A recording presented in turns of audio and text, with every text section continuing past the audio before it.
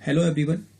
आज हम डिस्कस करने जा रहे हैं daily current affairs in depth 9 जनवरी 2021 के। तो जैसा कि कल हमने डिस्कस किया था जिसमें कई सारे टॉपिक कवर किए गए थे, आज उसी तरह आज हम कई सारे टॉपिक के साथ अपनी बात को शुरू करेंगे जिसमें बहुत सारी चीज़ों को हमें कवर करना है।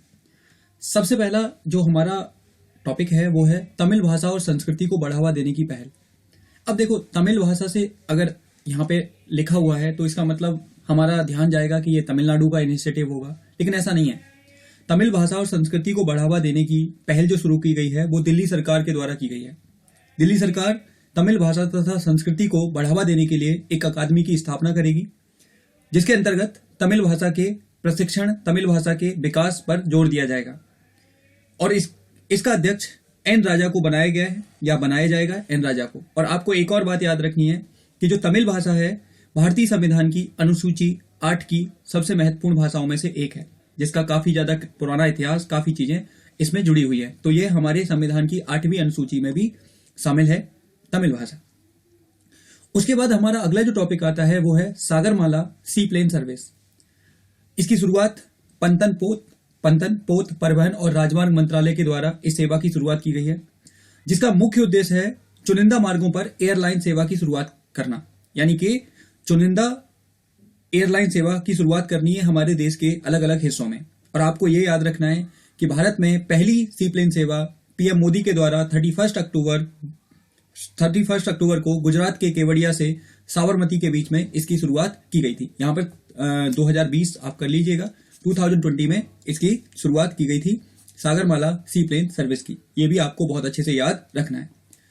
उसके बाद एक इंटरेस्टिंग टॉपिक जो काफी ज्यादा इंपॉर्टेंट हो सकता है, आप इसे 2-3 स्टार दे सकते हैं, काफी ज्यादा इंपॉर्टेंट टॉपिक है, यह है स्कूल बैग नीति। आपको याद रखना है स्कूल बैग नीति। देखो, दिल्ली सरकार ने इस नीति को लागू करने के निर्देश दिए हैं। दिल्ली सरकार का मानना है कि जो बच्चे अभी बैग लेके जाते हैं उनका वजन बहुत ज्यादा होता है, और इतना ज्यादा होता है कि बच्चे उनको कैरी नहीं कर पाते। इसलिए दिल्ली सरकार ने यह गाइडलाइंस जारी की है कि आने वाले सेशन से प्रत्येक बच्चे के बैग का वजन निर्धारित किया जाएगा। और क्या किया गया इसमें? इस नीति के अनुसार कक्षा 1 और कक्षा 10 के छात्रों के स्कूल बैग का वजन उनके शरीर के वजन का 10% से अधिक नहीं होगा। यानी कि अगर मान लो किसी बच्चे का वजन 100 kg है, जस्ट एग्जाम्पल, तो उसके वेट का वजन 10% यानी कि 10 kg से ज्यादा नहीं होगा।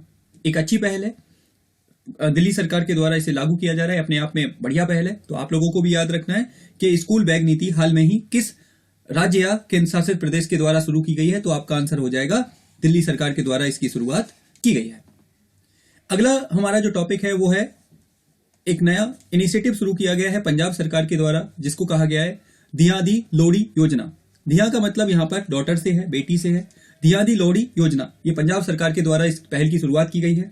और इसमें पंजाब सरकार लड़कियों को, गर्ल्स को कुछ सुविधाएं प्रदान करेगी, जैसे सैनिटरी पैड्स प्रोवाइड करना, एजुकेशन में सहायता प्रदान करना। ऐसी बहुत सारी सुविधाएं पंजाब सरकार के द्वारा लड़कियों को दी जाएंगी। और आपको एक और बात याद रखना है, लोहड़ी 13 जनवरी को मनाए जाने वाला एक फसल त्योहार है जो पंजाब तथा अन्य क्षेत्रों में, अन्य भारतीय क्षेत्रों में बड़ी धूमधाम से मनाया जाता है। उसके बाद हमारा अगला टॉपिक है, यह है नियुक्ति से, जिसमें तेलंगाना उच्च न्यायालय की प्रथम महिला न्यायाधीश नियुक्त की गई हैं, ठीक है, जिनका नाम है हेमा कोहली। आपको अच्छे से याद रखना है, तेलंगाना उच्च न्यायालय की प्रथम महिला मुख्य न्यायाधीश हैं जिनका नाम है हेमा कोहली। इन्हें गवर्नर तमिल साई सुंदरराजन ने शपथ दिलाई है। आपको याद रखना है कि जो न्यायाधीश होते हैं, उच्चतम न्यायालय और उच्च न्यायालय के न्यायाधीश जो होते हैं, उनकी जो नियुक्ति है वो राष्ट्रपति के द्वारा की जाती है, लेकिन उच्च न्यायालय के न्यायाधीशों को शपथ जो दिलाई जाती है वो किसके द्वारा दिलाई जाती है? तो वो गवर्नर यानी कि राज्यपाल के द्वारा दिलाई गई है। इन्हें भी, हेमा कोहली जी को भी वहां के राज्यपाल के द्वारा शपथ दिलाई गई है। ये आपको अच्छे से याद रखना है। आपको ये भी पता होना चाहिए कि इस राज्य की स्थापना 2014 में की गई थी, ठीक है। 2014 में आंध्र प्रदेश से काटकर इस राज्य को बनाया गया। साथ ही वर्तमान में आंध्र प्रदेश व मध्य प्रदेश के बाद तेलंगाना शहरी स्थानीय निकाय में सुधार करने वाला तीसरा राज्य बन गया है। यानी कि अब इन्होंने यूएल भी जो अर्बन लोकल बॉडीज होती हैं उनमें सुधार करने की पहल शुरू की है। इस वजह से भी तेलंगाना काफी ज्यादा न्यूज में है। तो आपको अच्छे से याद रखना है तेलंगाना के बारे में, ठीक है। अगले टॉपिक पे चलते हैं और वो है फतेह 1 वेपन सिस्टम। फतेह 1 वेपन सिस्टम। तो ये फतह वन वेपन सिस्टम है और ये बस आपको इतना याद रखना है कि ये किस देश का है। तो हाल में ही पाकिस्तान ने इस रॉकेट सिस्टम का सफल परीक्षण किया है। पाकिस्तान के द्वारा इसकी शुरुआत की गई है और इसे अपनी सेना में इनके द्वारा शामिल कर लिया जाएगा। तो इसकी शुरुआत इनके द्वारा की गई है, बस आपको इतना याद रखना है। उसके बाद ये वेरी वेरी इंपॉर्टेंट टॉपिक है, इसको आप 3 से 4 स्टार दे सकते हैं, काफी ज्यादा इंपॉर्टेंट टॉपिक है और ये है फूड प्राइस इंडेक्स। आपको याद रखना है फूड प्राइस इंडेक्स। इसको जो लॉन्च किया गया है वो किया गया है फूड एंड एग्रीकल्चर ऑर्गेनाइजेशन के द्वारा इसे जारी किया गया है। आपको याद रखना है फूड एंड एग्रीकल्चर ऑर्गेनाइजेशन जो है वो यूएन की एक बॉडी है, यूएनओ की एक बॉडी है और इसका मुख्यालय आपको देखने को मिलेगा रोम में। रोम कहां पर है? इटली में देखने को मिलेगा। अब इस सूचकांक का उद्देश्य क्या है? इस सूचकांक में बताया गया है कि चीनी को छोड़कर सभी खाद्य पदार्थों के मूल्यों में वृद्धि हुई है। यानी कि इसमें कहा गया है कि सिर्फ चीनी एकमात्र ऐसा पदार्थ है जिसके मूल्य में ज्यादा वृद्धि नहीं हुई है, बाकी सभी खाने की चीजों में काफी ज्यादा वृद्धि देखने को मिली है। ये इस सूचकांक में बताया गया है जिसका नाम है फूड प्राइस इंडेक्स, जिसे लॉन्च किया गया है फूड एंड एग्रीकल्चर ऑर्गेनाइजेशन के द्वारा। अगला हमारा टॉपिक है वो है 16वां प्रवासी दिवस। अगेन वेरी वेरी इंपोर्टेंट, ठीक है, अगेन वेरी वेरी इंपोर्टेंट, किसी भी एग्जाम में पूछा जाने वाला क्वेश्चन ये है 16वां प्रवासी दिवस। आपको ये अच्छे से याद रखना है। 16वां प्रवासी दिवस हर साल आपको याद रखना है, प्रवासी दिवस हर साल 9 जनवरी को मनाया जाता है। यानी कि 9 जनवरी यानी कि आज के दिन ही प्रवासी दिवस मनाया जा रहा है और इसे मनाने का काम विदेश मंत्रालय करता है और ये 2002 से लगातार मनाया जा रहा है। जब हमारे देश के प्रधानमंत्री अटल बिहारी वाजपेयी जी हुआ करते थे, उन्होंने इसकी शुरुआत की थी। इस साल इस दिवस का विषय का मतलब यहाँ पे थीम है, ठीक है। इस साल इसका जो थीम है वो है आत्मनिर्भर भारत में योगदान, यानी कि आत्मनिर्भर भारत में योगदान, ये इसका थीम रखा गया। वेरी वेरी इंपोर्टेंट है, सो आपको अच्छे से याद रखना है। आत्मनिर्भर भारत में योगदान इसका थीम रखा गया है।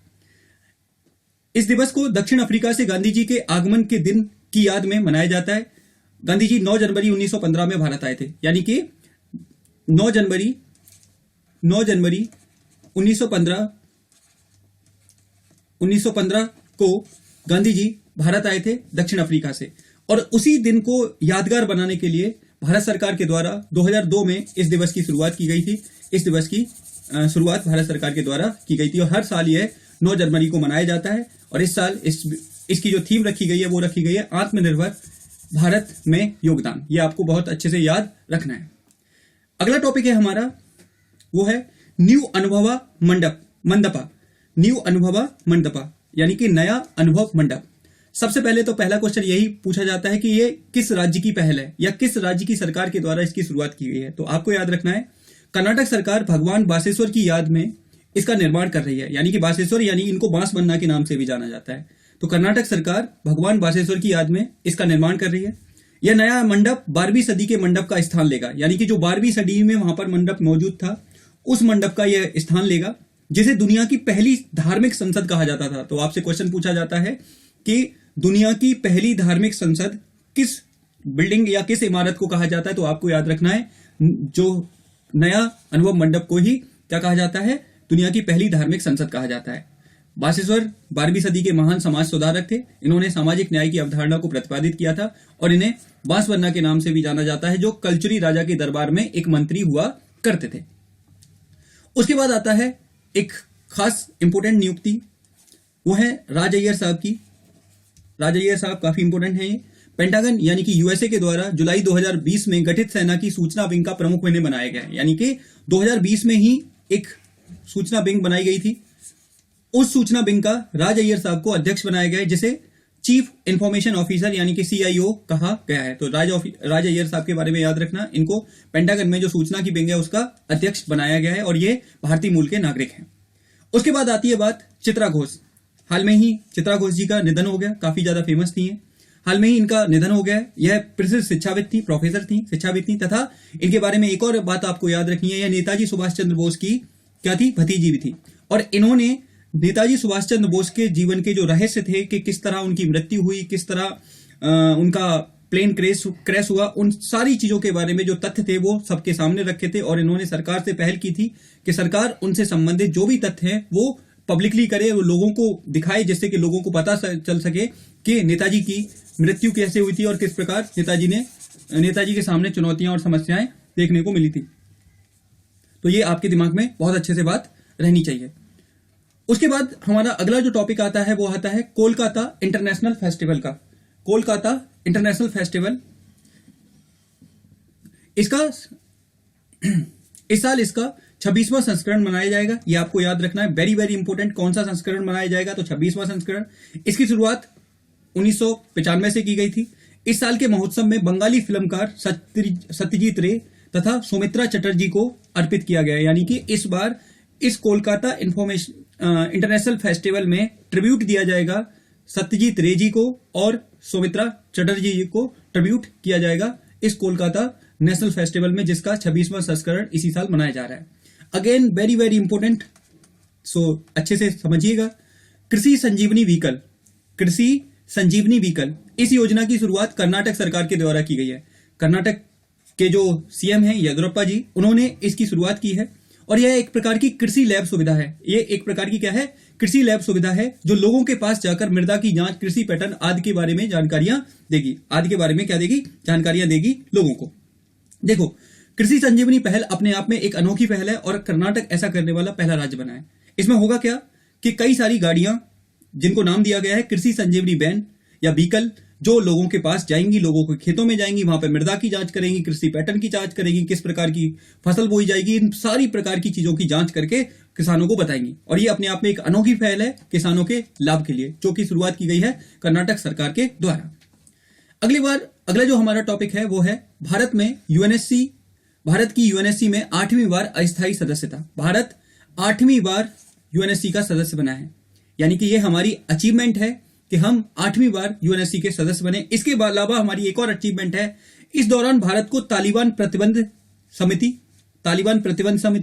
काउंटर टेररिज्म कमेटी, लीबिया प्रतिबंध समिति का अध्यक्ष बनाया गया है, जो कि अपने आप में हमारे लिए गौरव की बात है कि भारत को अस्थायी सदस्यता मिलने के बाद ये सारी जिम्मेदारियां मिली गई हैं। इससे हमारी अंतर्राष्ट्रीय स्तर पर छवि भी मजबूत होगी, साथ ही हमारी जो हम लोग मांग कर रहे हैं स्थायी सदस्यता की, वो भी हमारा दावा काफी मजबूत होगा जब हम इसमें अच्छे से काम करेंगे। तो हमें 8वीं बार सदस्य बनाया गया। जो हमारा कार्यकाल शुरू हो गया है वो 2021 से लेकर 2022 तक हमारा कार्यकाल रहेगा यूएन की अस्थायी सदस्यता के रूप में। आपको मैं बता दूं, यूएनएससी में टोटल 15 सदस्य होते हैं, जिसमें से 5 स्थायी और 10 अस्थायी होते हैं, जिसमें भारत इस साल चुना गया है। 5 स्थायी में आपको याद रखना है, रूस है, फिर आपका दूसरा यूएसए है, फिर आपका फ्रांस है, फिर आपका चीन है और फिर आपका ब्रिटेन है।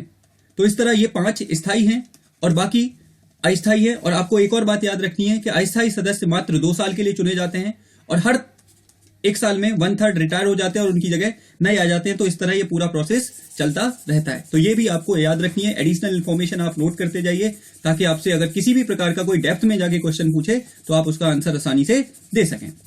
अगला हमारा टॉपिक है वो है आंध्र प्रदेश सरकार तथा कैम्ब्रिज विश्वविद्यालय का समझौता। This is very very again important, so listen to me guys, बहुत अच्छे से सुनना।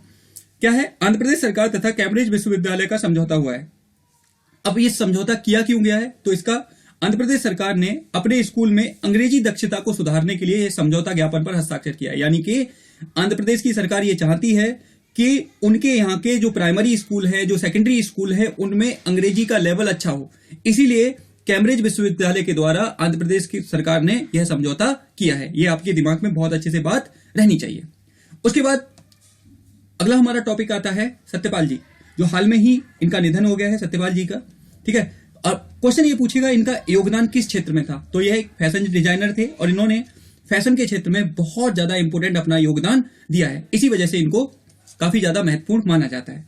तो ये थे हमारे आज के करंट अफेयर्स, जिसमें मैंने the Hindu, PIB, Indian express आदि अखबारों से जो जो महत्वपूर्ण खबरें होती हैं, जो हमारे एग्जाम के लिए काफी इंपॉर्टेंट हो सकती हैं, उनको मैंने ऐड किया है, आपको समराइज करके उनको बताने की कोशिश की है, जो कि आपको काफी हेल्प करेंगी। अगर आपको ये चीजें समझ में आती हैं, अगर आपको वीडियो पसंद आती है, तो इसे लाइक करें, सब्सक्राइब करें मेरा चैनल और इसे आगे दूसरों के साथ शेयर करें, ताकि उनको भी इसमें मदद मिल सके। तो आज के लिए इतना ही, मिलते हैं कल ऐसी ही नई वीडियो के साथ। Thank you so much.